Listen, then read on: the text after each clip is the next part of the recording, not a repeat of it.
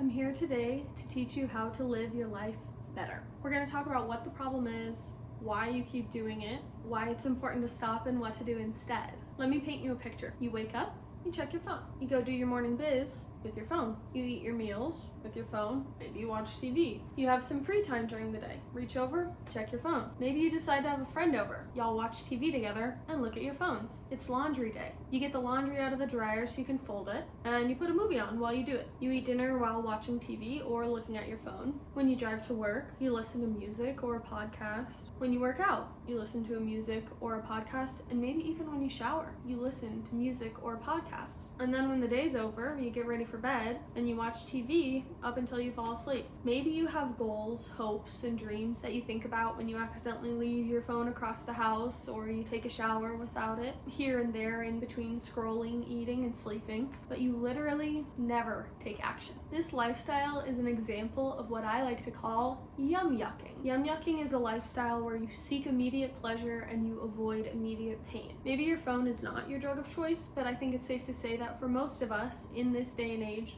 it is. Yucking is basically a symptom of the disease that is seeking immediate gratification. And this is the source of a lot of the emptiness and misery that we experience in our lives. And it sucks, right? Because we can't even fully be blamed for this. Everything in our world is designed to be addictive. My favorite definition of addiction is having pain and pleasure confused. And I think that definition really encapsulates what's going on in the world today. I don't think many of us really relish staring at a screen 1 foot from our face for hours every day, and yet we do it. We do it because our brain has somehow misconstrued it to be pleasurable. The truth is that human beings actually find joy in having purpose and lasting fulfillment. So in order to break this addiction and stop this confusion of pain and pleasure, we have to find a purpose for ourselves that is so much greater than the temporary pleasure we receive from scrolling or consuming media. So what the hell can we do? The solution, as I see it, is to pick a goal, something that is extremely meaningful to you, and to take action toward it every single day. It's got to be something that means a lot to you, something that has a really deep why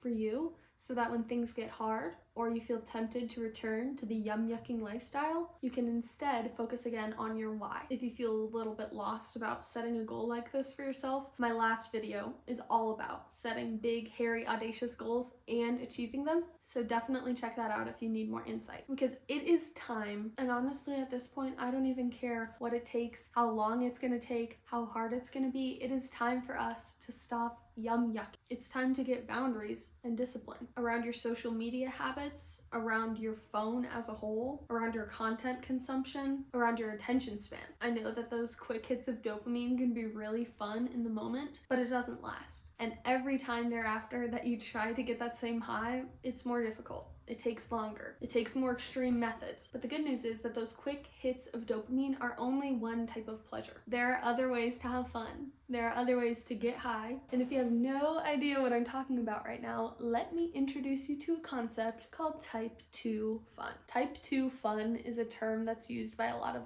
outdoor adventure enthusiasts, and it refers to things that brutally suck in the moment, but after you've accomplished them, it feels so good. I personally think that the human psyche can only thrive when it has a challenge of some kind to chew on, and based on my own personal experience and reflection, I believe that people are only depressed when they don't have a driving force and sense of purpose in their lives. I cannot stress this enough. Purpose has changed my life. Leaning into challenge has changed my life. Working on something long-term that I have no idea if it's gonna pan out or not has changed my life. It motivates me, it inspires me, it keeps me going, it helps me make better choices for my life, and paradoxically, having a purpose brings me closer to achieving my goals. Having goals brings me closer to achieving them because they mean a lot to me and I take them really seriously. So I put in a lot of effort to figure out how to get there. And I encourage you to find a purpose, to set big goals, and to always seek the the next challenge, because you only get this one precious life. As far as we know, this is it. These 80 to 100, maybe even 150 years on Earth, with a body, with a conscious mind, with the ability to make choices and have free will, to have likes and dislikes, unique dreams and visions for what our lives could look like. This is the only time you get to do that. And it's up to you to do way more than what's expected of you, because you can.